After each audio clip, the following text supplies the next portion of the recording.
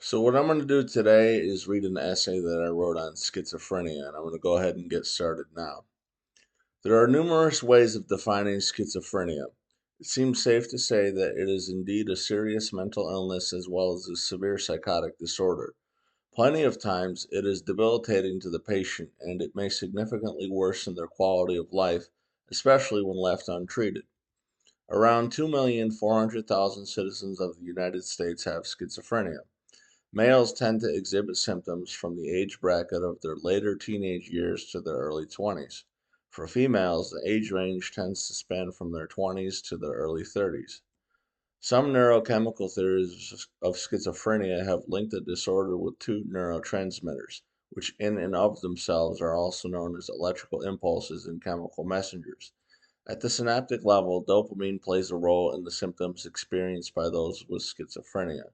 One of the neurotransmitters that has been connected with schizophrenia is called glutamate, and it is connected with memory as well as learning. Another neurotransmitter is called gamma aminobutyric acid, and it is known to calm down rather than galvanize neurons.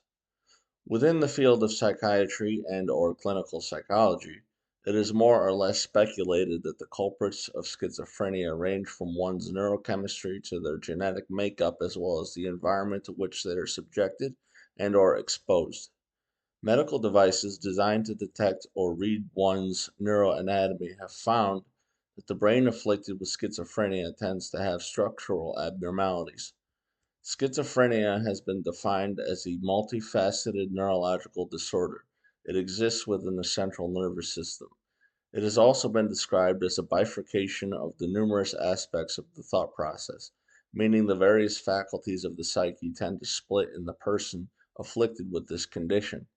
As the fifth edition of the Diagnostic and Statistical Manual of Mental Disorders affirms, it is primarily characterized via a number of symptomatic manifestations, including but not necessarily limited to the following: delusions, hallucinations, emotional blunting, social isolation, and intellectual deterioration. Additionally, it is noted in the DSM 5 that in order for a person to be diagnosed with this condition, they must experience two or more of some of the aforementioned symptoms. The diagnostic criteria also discusses the interplay between schizophrenia and certain versions of bipolar disorder, which was formerly called manic depressive illness. Schizoaffective disorder is something of an amalgamation of bipolarism and less profound instances of schizophrenia. The information offered in the DSM also discusses certain nuances pertaining to what is called the catatonic type of schizophrenia, which deals with the impairment of one's motor skills, which are things like reflexes, posture, and balance. A structure in the brain known as the cerebellum and motor neurons are some of the physiological underpinnings having to do with one's motor abilities. A delusion is a belief that lacks a factual basis. They tend to informally be regarded as fairly unorthodox views. These views are false and some of them are of grandeur. They pertain to rather important matters, as in the cases of religious delusions as well as politically driven delusions. Persecutory delusions pertain to untrue beliefs which involve a suspicion of harm taking place, such as, for example, the notion that an agency of the federal government of the United States engineers psychiatry as a sophisticated means of conducting or researching mind control, which is sometimes referred to as behavioral engineering, a rather elaborate psyops campaign, perhaps, a seemingly random series of exploits of psychological warfare. An example of a grandiose delusion would be someone believing that they were indeed Jesus Christ, the Messiah prophesied in the Old Testament of the Bible. It seems this would heavily imply that they are in a fairly rarely occupied position to play a significant role in major world events.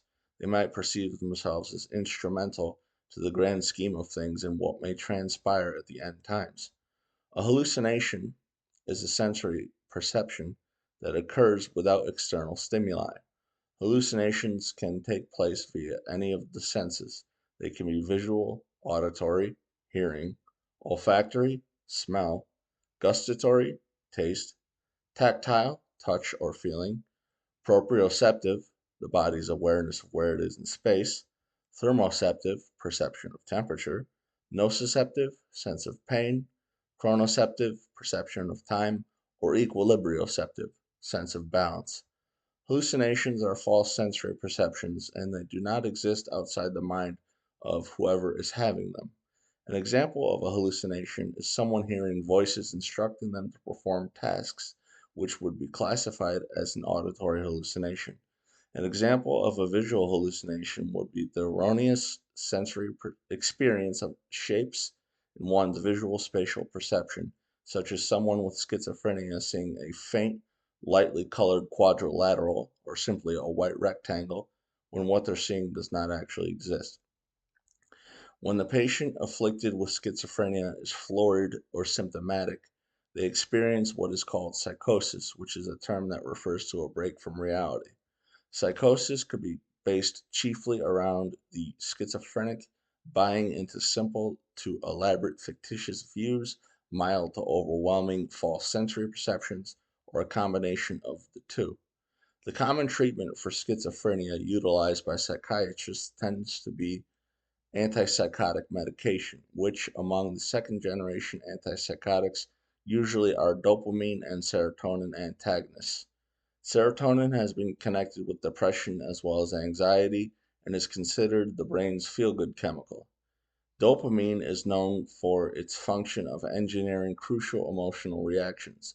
Another treatment for the neurological condition that is schizophrenia is talk therapy, whether it is interpersonal psychotherapy or cognitive behavioral therapy, giving the patient an opportunity to vent about whatever happens to be weighing on their mind tends to have a positive and therapeutic effect.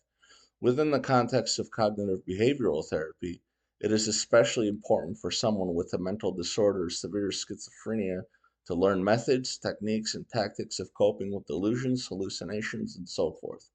This enables them to live a better quality of life and behave more proactively when it comes to keeping a relapse at bay. Blending medicinal treatment and talk therapy treatment is a common and largely effective practice. Physically, a good many antipsychotic medications commonly cause weight gain, and while this is not a direct result of schizophrenia itself rather, many patients in treatment experience this unpleasant adverse effect.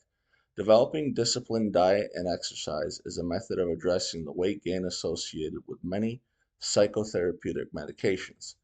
There is a tendency for those suffering from schizophrenia to be rather sensitive, and this can negatively impact their interpersonal relationships. Also, as mentioned earlier, isolating oneself socially is a symptom of schizophrenia, albeit a negative or deficit symptom. Schizophrenia, or rather schizophrenics, sometimes experience decreased motivation, which can cause their performance in vocational or academic pursuits to suffer. Unemployment and stagnation are some related issues. It has been found that there are behavioral idiosyncrasies among schizophrenic people. Their conduct may be devoid of organization, and there are situations which can lead to a schizophrenic acting in a manner that will lead to hospital stays, such as the patient being opposed to medication compliance. Sometimes, rather than seeking the proper treatment, schizophrenics will habitually self medicate with the use of street drugs ranging from stimulants like cocaine and methamphetamine to opiates such as heroin or synthetic opioids. Another possibility is that they will use barbiturates or tranquilizers as a means to curtail symptoms. Alcoholism among the mentally ill is a related issue. Active psychiatric patients with schizophrenia are considered dual diagnosis, meaning they simultaneously suffer from addiction and mental health struggles stemming from their schizophrenia. Post traumatic stress disorder, abbreviated as PTSD, can occur in the cases of some schizophrenics. PTSD was initially known as shell shock and was known for affecting Vietnam War veterans. However, it occurs in non combatants as well. This condition sometimes is the result of severe abuse, and it could very well be a direct result of extremely horrific and terrifying psychotic experiences that are not uncommon for those with schizophrenia. That's all. I hope that was educational and hopefully you learned something about this mental illness. Thank you for listening.